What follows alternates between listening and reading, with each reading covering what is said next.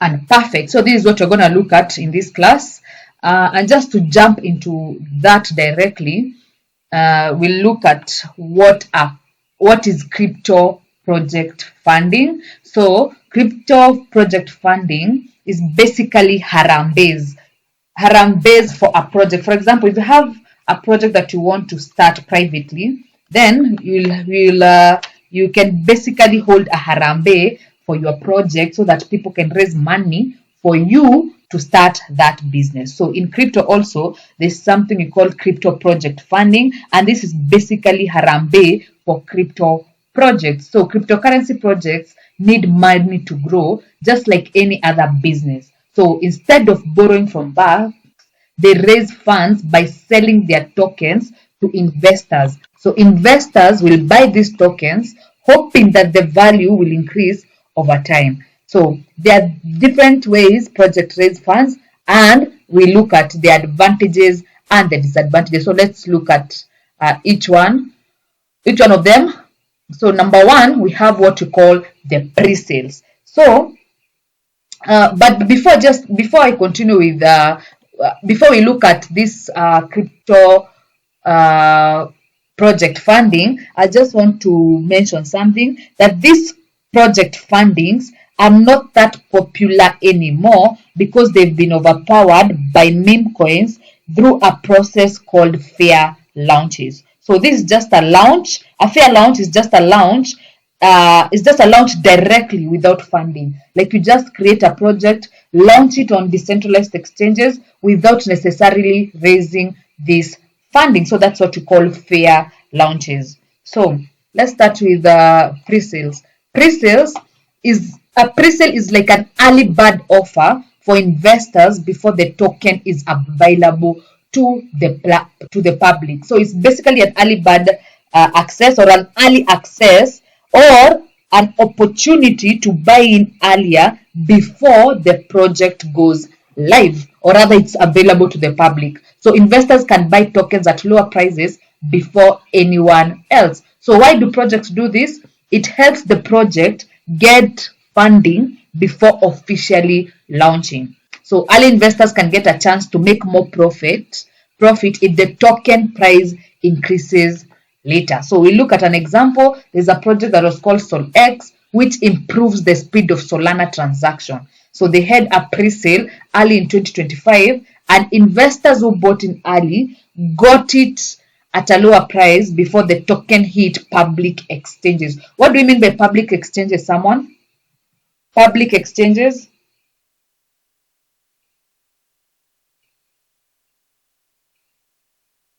Someone, what do you mean by public exchanges?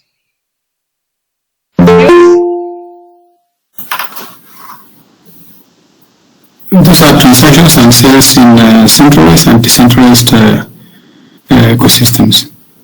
Pardon?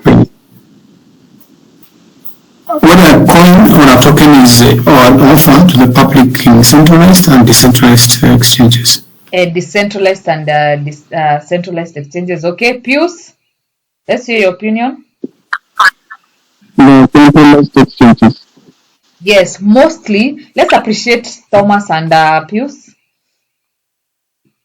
Mostly when we say public exchanges, we want to mean centralized exchanges. So this project called Solex raised 23 million. So you can only imagine the people who bought in early or at a cheaper price. Like we've said, a pre-sale is an early access or an opportunity to buy in earlier before that project actually goes live.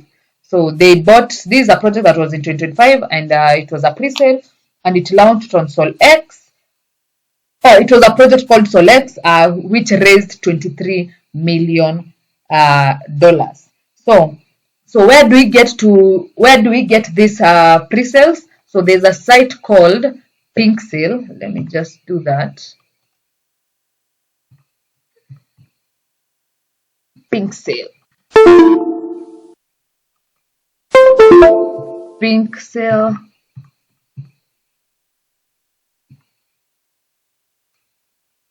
Pink Sale .finance. This is where all the pre-sales are. are listed. So yes, this one right here. So let's just look at it. So from this, I'll not go deep into things. I'll just look at the launchpad part. So from this launchpad part, this is where the pre-sales are listed. And if I'm to open this part right here, you'll see all the, why is this not opening up? Oh, it's my network. So if I click on that part right there, let's wait for it to load.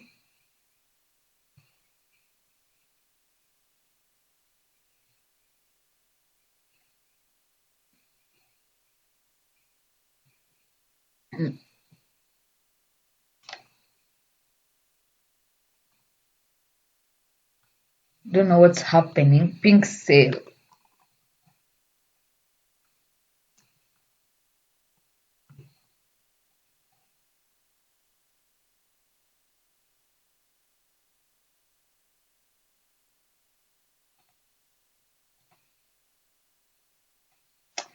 It has refused to work, but basically Pink Sale is a site that lists all the pre-sales that are going to happen or are currently happening or that will happen later in time. So we'll see if it comes back, then I'll navigate back to that. The next type of crypto project funding is what we call the ICOs. The ICOs in full is initial coin offering. So what is it? So an ICO is like crowdfunding campaign where people can buy a new cryptocurrency before it is officially launched. So why do these projects do this? It helps them to raise money to develop their project. So investors get a chance, just like the pre-sales, they're almost the same, but this, remember, is an early bird offer. But for the initial coin offering, it's a crowdfunding campaign where people can buy new cryptocurrency before they officially launch. So why do projects do ICOs? It helps them raise money to develop their project. And what do these investors get in return? They get a chance to buy tokens early, hoping that their values will increase later. So we have an example here in 2025. So a new project called AirTalk AI launched an ICO in January 2025. This project helps businesses with AI-powered marketing, and the ICO raised enough money to build their platform. And the early investors, remember, as an early investor, you get to buy these projects at a cheaper price, and you'll make profits when these projects get listed on major exchanges. So there's no big difference between a pre-sale and a coin offering. Just a slight difference. The other one is basically an early access. This one is more. This is more of a crowdfunding campaign. So,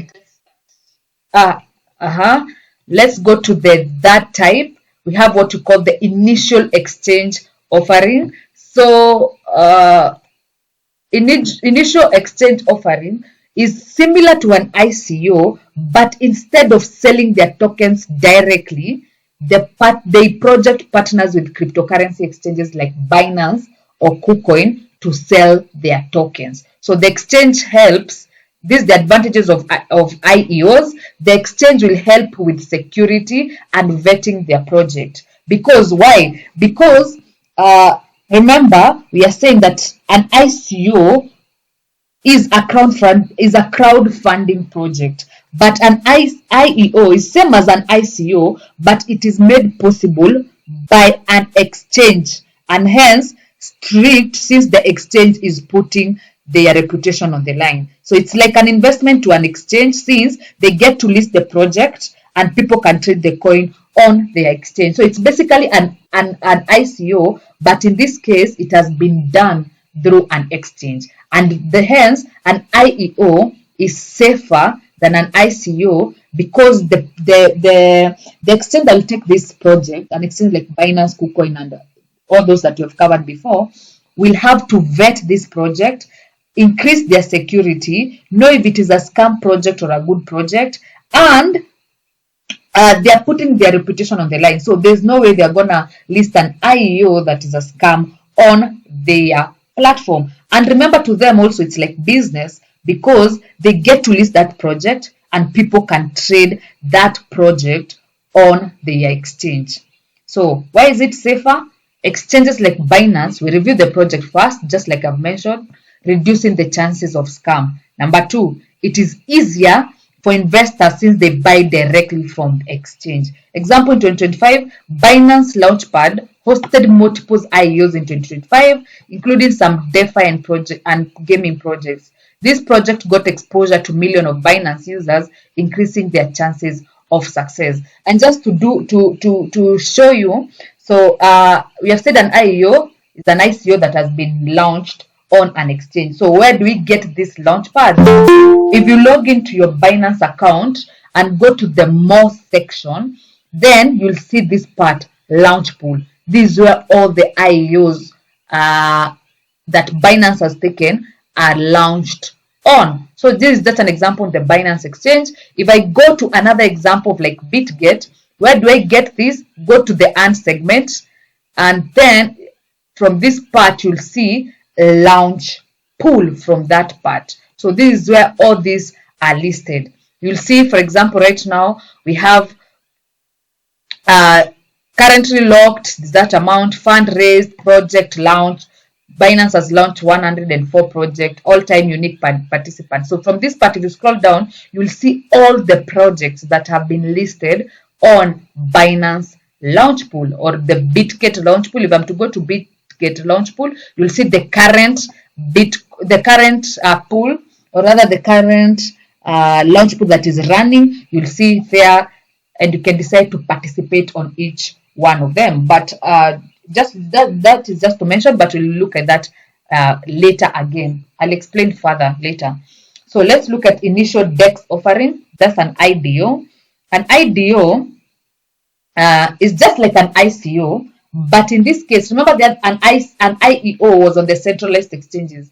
So an IDO is on the decentralized exchanges, just like an ICO, initial coin offering, but on the decentralized exchanges. So an IDO is a fundraising event on decentralized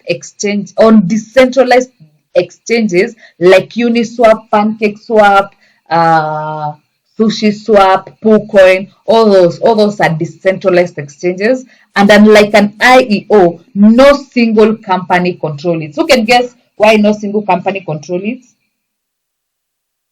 Someone?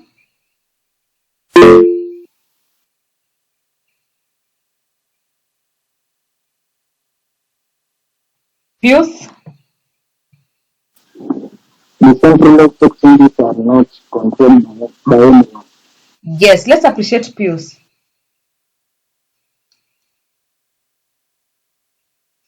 Perfect. So this is because decentralized, remember we said decentralized are not governed by anyone. So no single company is controlling that decentralized exchange. So basically, where this IDO is being listed, there'll be no company controlling it. I repeat again, an IDO is a fundraising event on decentralized exchanges like Uniswap, PancakeSwap, PooCoin, all those that we covered before. And like an IEO, an initial exchange offering, no single company controls it. Everything happens automatically on the blockchain. So why do projects choose IDO? Number one, no central authority, so anyone can participate on it. Remember, if it's an IEO, not everyone can participate on it unless you have an account and you've done your KYC on these centralized exchanges. But when you do IDOs, no central authority controls this, so anyone can participate on these fundraising events. So immediate trading after launch. Unlike ICOs, which may have lockup periods, an IDO will have immediate trading after launching. So an example, a DAO Maker, a popular IDO platform, helped launch many projects in 2025. These projects allowed retail investors or regular people, not big venture capitalists, to invest in early crypto startups. So we have looked at 4 types of project funding. So I'll just ask a question. Who can tell us the difference between an IEO and a ICO? an IEO, an initial exchange offering, and an IDO, initial DEX offering. Ramon, the difference, we just covered that right now.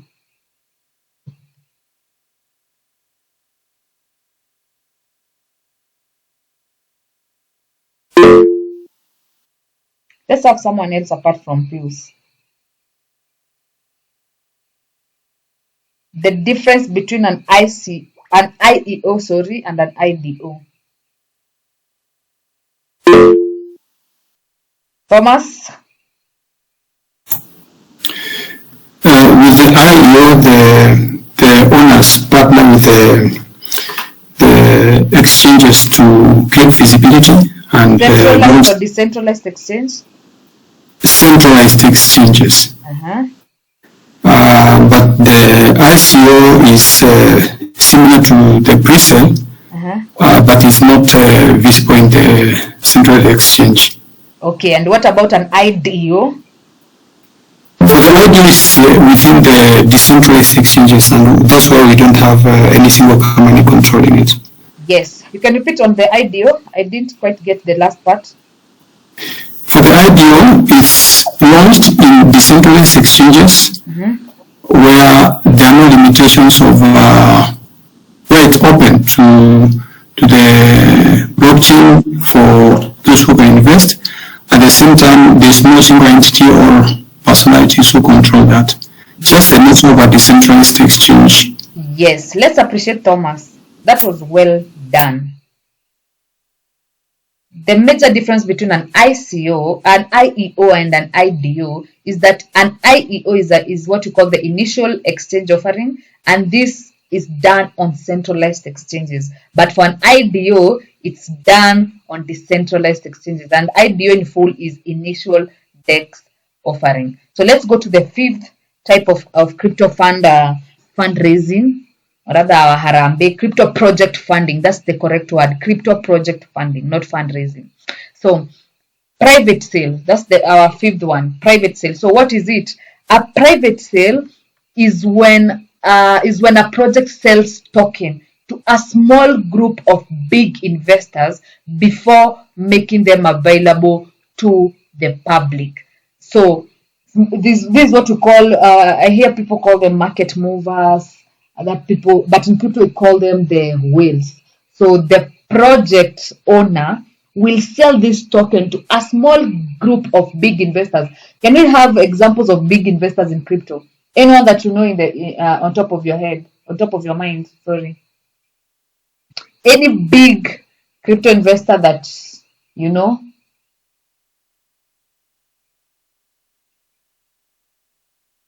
Anyone? Any major crypto investor? Pius? Michael Saylor. Let's appreciate Pius. Yes, Michael Saylor. You can have even the easiest of the easiest that I expected you guys to mention as the first one: Elon Musk, Trump, the Sheikh of the UAE. People like those now are the people who get involved in these private sales. So a private sale is when a project sells token to only a small group of big investors. This type of projects, we'll never find them ourselves. Us as small traders, I don't think we can be able to participate in private sales because the project owners will choose a small group of big investors to buy in their project before making them available to the public. So these investors will usually get lower prices and special deals. So why do projects do private sales? Number one, large investors will provide big funding upfront. Number two, project gets support from experienced backers who help them grow. So an example in 2025 is what we call the State X, a project that tokenizes real estate, turning property into digital asset that held a private sale in early 2025, and they raised money from institutional investors before making this project available to the public. Any question up to that part before we go to benefits of crypto project funding?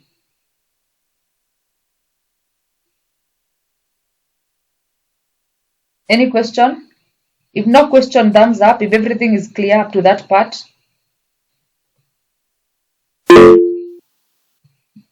Thomas? Do you also regard the initial owners of the project as investors? Because like in normal company public sales, they hold a big chunk of shareholding. When you say big chunk, how much? Percentage rate? I don't know, but I'm just saying that the owners who have the idea and are actually like the initial owners of the project, are they also regarded as investors of that project? Yes, they'll be regarded as investors of that project because remember, they hold also quite a large percentage of the project. But I need you to get something. If you ever want to invest into a project, you should look at the amount the project owners are holding. So if they are holding more than 20%, I think that's quite a red flag. Who can tell us why if they're holding more than 20% is a red flag?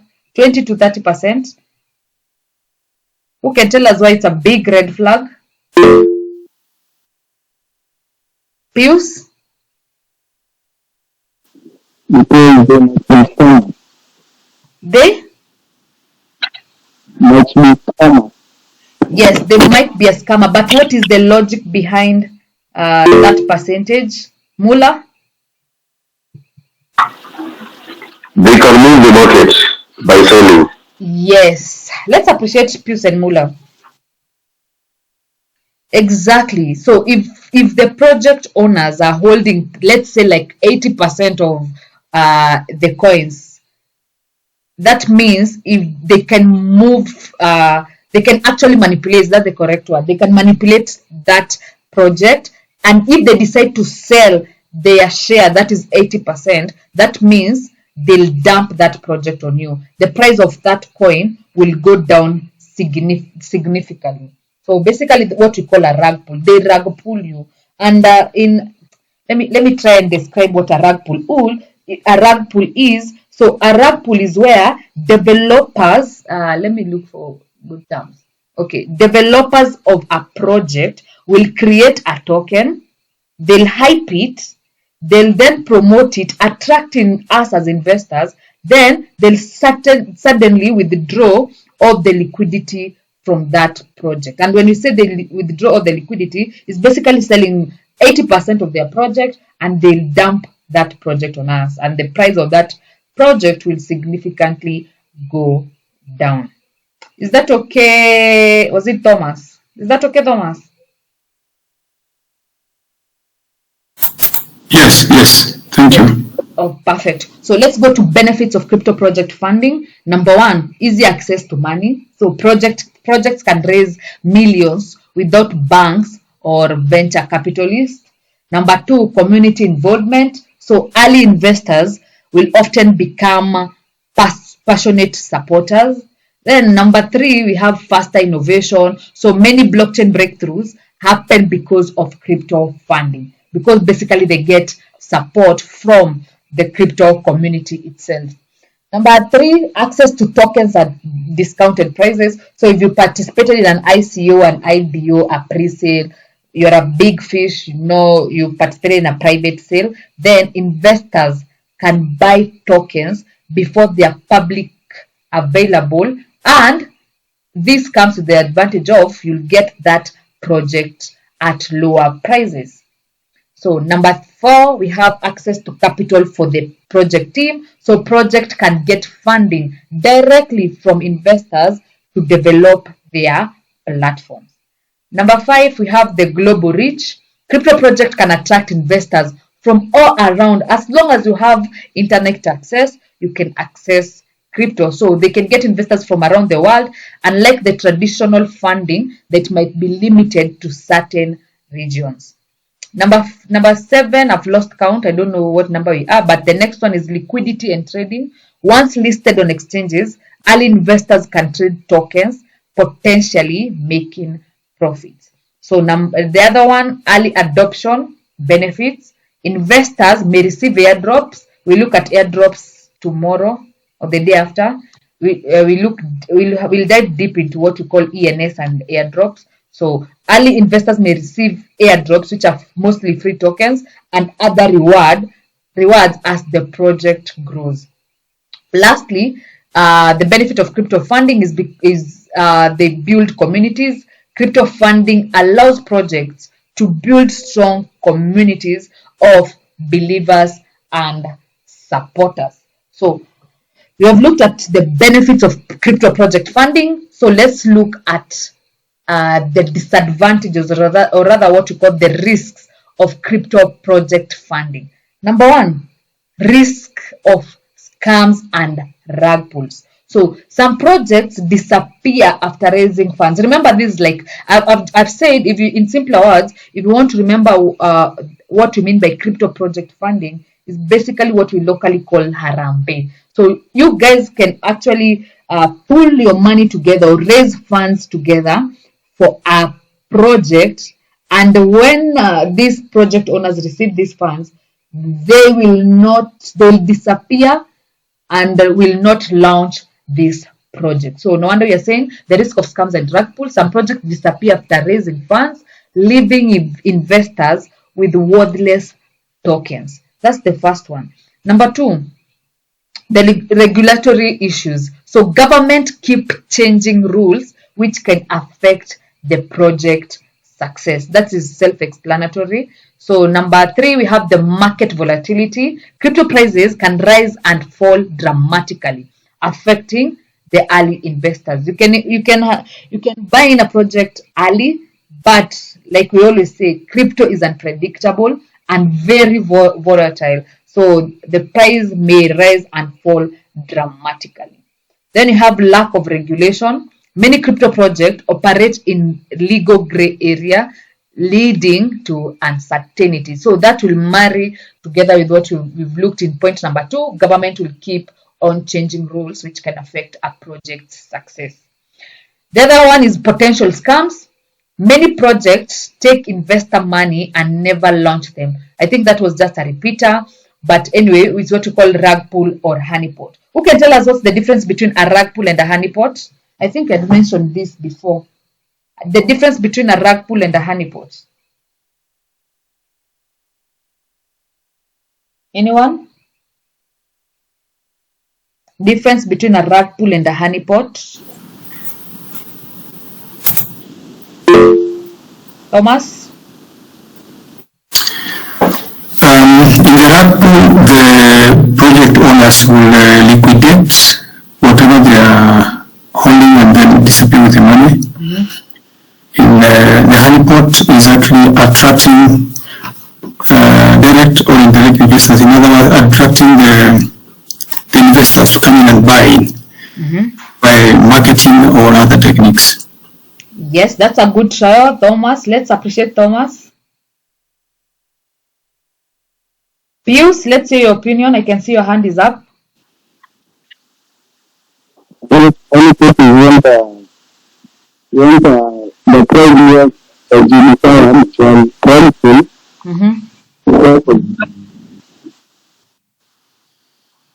I can't quite get the last part. When the previous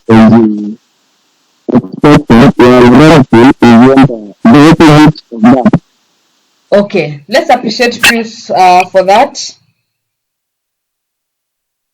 Just to give a clear picture, I've defined what a rug pull is before, but I repeat again. A rug pull is when developers create a token, hype it and promote it, attracting investors, then they suddenly withdraw all the liquidity from the project, or rather they dump it on you. So the price of that project comes down significantly, leaving investors with worthless tokens. But a honeypot is where scammers create a token or a smart contract with a design that allows people to buy the project but prevents them from selling it, often through restriction written into the contract. When I say a contract, remember, for someone to create a crypto project is basically a code that they write. So in that code that they are writing, or rather what you are calling the smart contract, they'll design it in a way it only allows you to buy that project, but it restricts you from selling that project. So you have coins, but you can never earn from them, or you can never gain from them, since you can never liquidate them. You can never, they don't allow you to sell that project. So you basically are holding worthless tokens that you cannot sell. So that's the difference between the two, between a rug pull and a honeypot. The other disadvantage is market volatility. I think we've done that already. I think I repeated myself in those 2 points. And then we have the other one, which is competition. Many crypto projects compete for investor attention, and only a few will succeed. So it basically depends. For a project to receive funding, you have to convince the investors. And remember, this is a free market, and everyone will be doing the same thing. For example, many crypto projects compete for an investor attention, but only a few will succeed. The other one is oversupply of tokens. Too many tokens can make it difficult to maintain value. Remember, we said when the supply is high than the demand, then the project deems worthless. Then you have lack of clear information. Some projects do not provide enough details, making it hard for investors to access their potential. Basically, if you don't have clear information, it will be so difficult for you to convince investors to invest, or rather to fund your project. Any question up to that part? Any question? Thomas? Yeah, my question is regarding regulatory frameworks. Governments and other entities do regulate. I didn't make it quite clear who actually does regulate what. Okay. Yeah. I'll give you an example, like in Kenya.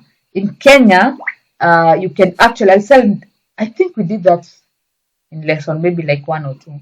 So in Kenya, crypto is cryptocurrency. If you are trading, you can never be arrested for trading cryptocurrency. You can never be taken anywhere for trading cryptocurrency, because crypto is not illegal in Kenya. But crypto is not regulated in Kenya. So what do we mean by it's not regulated? The government does not acknowledge crypto trading. So, and what's the disadvantage of this? Number one, if you go to a bank today and you want to open a bank account and they ask you the source of your money, and you mention cryptocurrency, they'll not open a bank for you. Number two, if I go to a bank to borrow loans and I say that my security is crypto, they'll not allow that, because crypto is not in Kenya. The government of Kenya does not acknowledge crypto. Also, that's why if someone scams you through crypto, you cannot take them anywhere in Kenya, because the government does not what? Acknowledge crypto or recognize crypto. Is that okay, Thomas? That's very clear. Yes. So that's what those are the frameworks that we are talking about. So let's look at the last part of this class. We have what we call the Binance Launchpad. So what is it? A Binance Launchpad is a token launch platform by Binance. But in this case, I just wrote here Binance as an example, but it will apply to all exchanges. Bitget, whether you're Bitget, Binance, Bexy, as long as they provide the Launchpad thing, then the definition is basically the same. So the Binance Launchpad is a token launch platform by Binance designed to help new projects raise funds and gain exposure.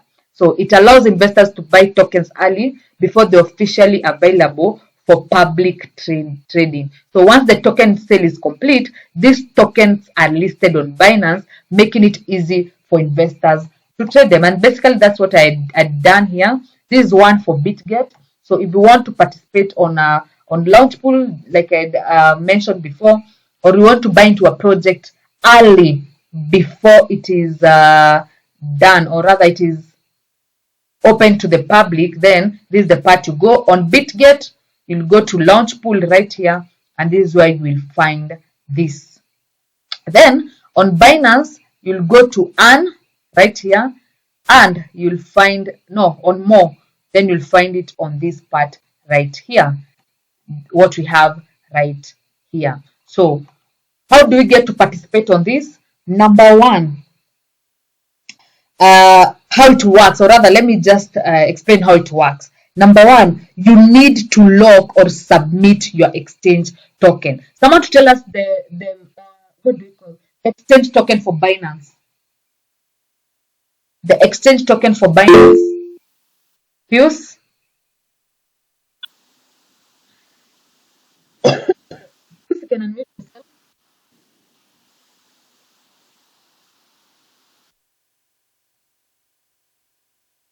Okay, Pius has been liquidated.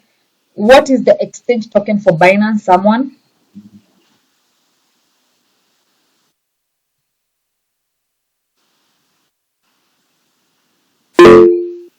Thomas? BNC coin. B? BNC. Not quite there, but good trial. Not BNC. You're confusing the network. The network with the native token. Actually, that's the word native. I was looking for that word. The native token for Binance. Paul? BNB. Yes, BNB. So what, Thomas, you are confusing is there's BNB and there's what we call BSC. So BSC is the Binance Smart Chain Network. Binance Smart Chain Network. What we call in full is BEP20. Oh, not in full. In I don't know, in short form, BEP20, the BSC, Binance Smart Chain. But the native token is what we call the BNB. What is the native token for BitGet Exchange? For BitGet Exchange. For BitGet Exchange. Let's have Paul again. BGB. Yes, BGB. Let's appreciate Paul for those two answers. Yes, it's what we call the BGB. Mexi, the native token for Mexi. Mexi is also a centralized exchange. The native token for Mexi. Someone? Native token for Mexi. Let me just help you guys. It is what we call the MX token. So basically I was explaining how the launch pool works on these centralized exchanges. Number one, you need to lock or submit your exchange token. So for example, this is Binance. If I want to participate on this, the first thing I need to do is I need to be owning BNB. Why BNB? That's the native token for Binance. And you are saying for me to participate to a launch pool, I need to lock or submit my native tokens. In this case, I'm using Binance. So my native token will be BNB. So I'll need to be a holder of BNB. And I'll come and lock it, come participate on this and lock them on any. You'll come and choose at any launch pool that they are providing, choose on them and lock your BNB tokens. Number two, once that farming period is over, or rather, after, when we mean by farming period, we mean after the project has participated, you can see, for example, let me just explain using this part. The project duration is 3 days. So when you say the time period elapses, is these 3 days that you're talking about. So once that farming period lapses, so that the project can actually go live after that project has raised the amount that they wanted to raise, you'll get allocated some tokens in accordance to the number of BNB you hold. Remember, you're on Binance. So the number of tokens that will be given to you will solely depend on the number of BNB you hold. So if you are a great holder of BNB, you have a lot of BNB, then that is directly proportional to the number of tokens that will be given to you after this launch pool period lapses. So when you come to BGB, to BitGet, the same occurs just like Binance, but in this case, I'll need to lock in my native token. I'm on BitGet. What is my native token for BitGet? Is the BGB. So I'll lock my BGB here. I'll submit my BGB here. For example, in this project, you can see the project duration is 1 day. So I'll come lock in my BGB tokens here.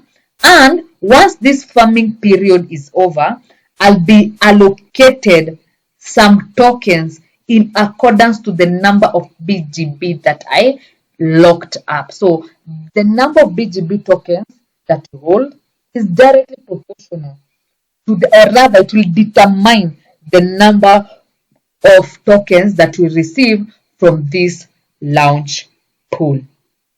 Any question? Any question?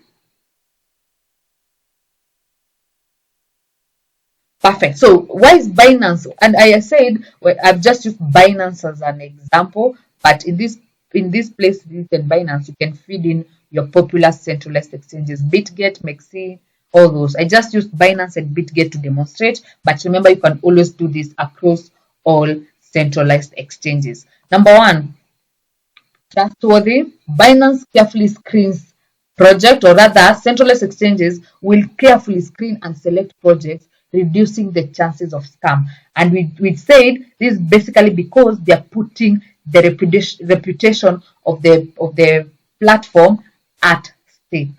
Number two, we have high risk of success. Many projects launched on Binance have seen significant price increases after listing. Example, we have the IRE. We had a lot. I participated on one called the SUI. Then we have the Sandbox and etc. Number two, we have fair token distribution, and this because it is directly, just what I've mentioned, directly proportional to the number of BGB tokens that you hold. So there's no favorism or anything. It solely depends on the number of BGB tokens that will lock up. So Binance uses a lottery system based on how many BNB tokens a user holds, ensuring more decentralized and fair token allocation. Number five, we have strong community and liquidity. Binance Launchpad project always get, or oftenly to mean most times, get immediate support from Binance million users, leading to high trading volume after launch. So yes, this I've already done. Pixel has refused to load, but let's see if it's working now.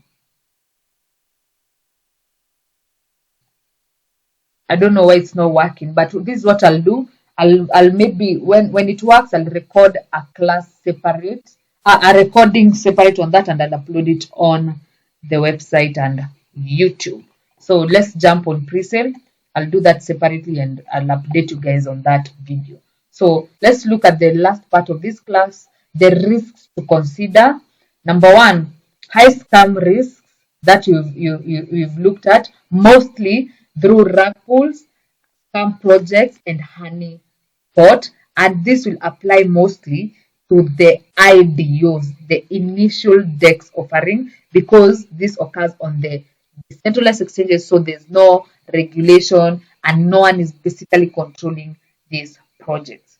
Number two, no strict KYC. So unlike Binance, and in this case I said Binance for centralized exchanges, so unlike centralized exchanges, there's no mandatory know your client process. And we said KYC basically means when you're registering on Binance, I'm very sure they ask you for your biometrics, and by biometrics I mean fingerprint, facial. They ask for your identification card or driving license. That process is what we call the KYC. Know your customer, or rather know your client. Meaning, unless Binance, no mandatory KYC is done, meaning anonymous teams can easily launch projects, so it can be a scam.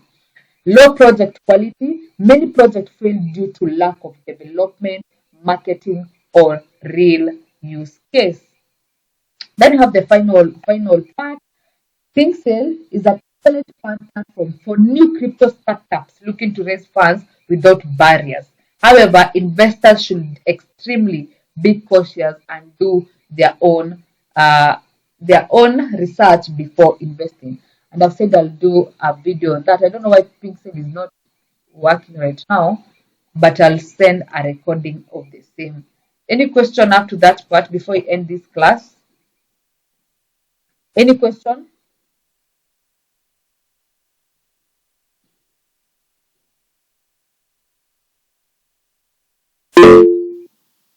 Thomas?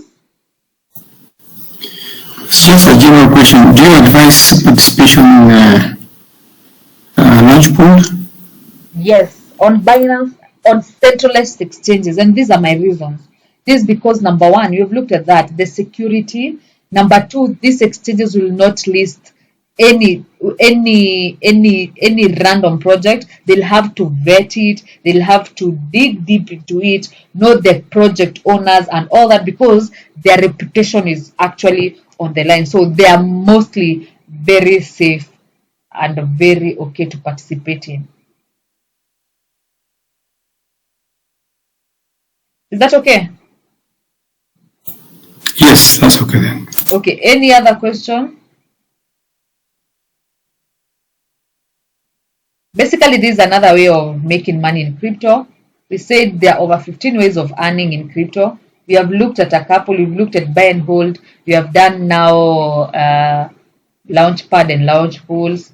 We look at master nodes, all those. By the time we are ending this course, you'll notice that there are over like 15 ways of earning in crypto.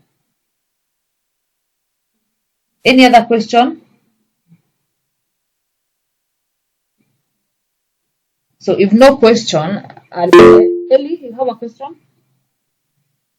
Yes, hello. Hello. My question is like, for example, right now the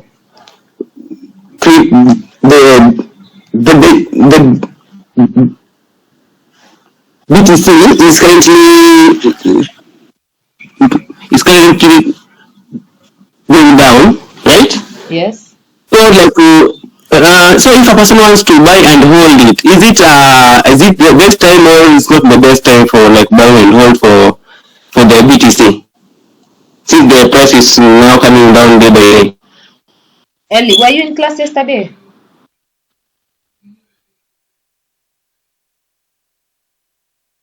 Ellie, were you in class yesterday?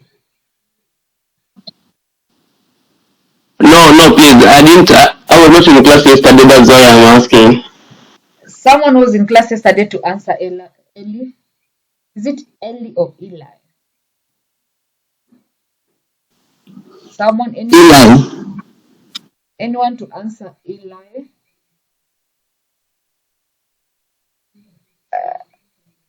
Pius?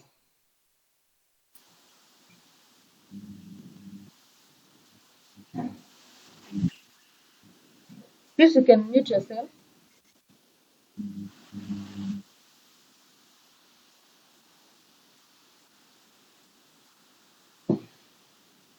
Pius, have you been liquidated? Let's have someone else to answer.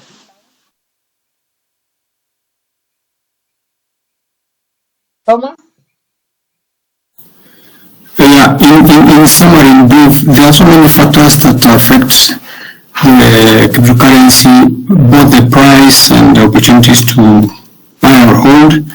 Some of them include the demand, supply, the they also regulate competition from other coins and the sentiments, public sentiments, Yeah. and so on. So one has to do due diligence, what they call a DYR, doing research, or get expertise advice. Okay. Just Thomas. for participating. Okay, but just to answer you, Eli, I'll tell you this: you can never time the bottom. You've asked a very good question. Like if now BTC is going down, is this the right time to buy? Definitely, it's the right time to buy because number one, we're in the reds, and we said always be greedy when others are fearful, and be fearful when others are greedy. So the market now is at a discount. You're on the reds. This is the time to load your bags because a green leg up is coming soon. So it's better to buy at a discount. But your question was, how will I know that, for example, I've bought at 75, maybe tomorrow it gets at 70, the other day at 69. How will I know, or how will I time the right bottom for me to buy at the right uh, the right lowest price? And we said crypto is volatile and it's very unpredictable. Anything can happen. You can decide, for example, I won't buy today because it's at 70 and this market is going down. I'll buy tomorrow when it's at 65. And what happens overnight? Maybe Trump does some positive thing that actually is positive to the crypto market. So what will happen is you'll have missed the wagon at 70, waiting for 65, then it shoots up all the way to 80. So you'll have missed the gains from 70 to 80. So what do? When the market is going down, do what we call DCA. I think I mentioned that yesterday and also in another class. DCA is what we call dollar cost average. And in simple terms, or in layman's terms, this is what happens. If you have $1,000 that you want to buy BTC with, do not use the whole $1,000 to buy BTC. Do what Michael Saylor does. Have you ever noticed that every time the market goes down, Michael Saylor will buy a very big substantial amount of Bitcoin? So with your $1,000, if the market has gone down today to 75, use 25% to buy a, uh, a certain fraction of Bitcoin. If it goes down again to 70, buy another fraction of Bitcoin. If it goes down again, buy another fraction of Bitcoin, and so on and so forth. So that is what we call dollar cost average. Keep on buying, keep on accumulating. Is that okay, Eli? Have I answered you?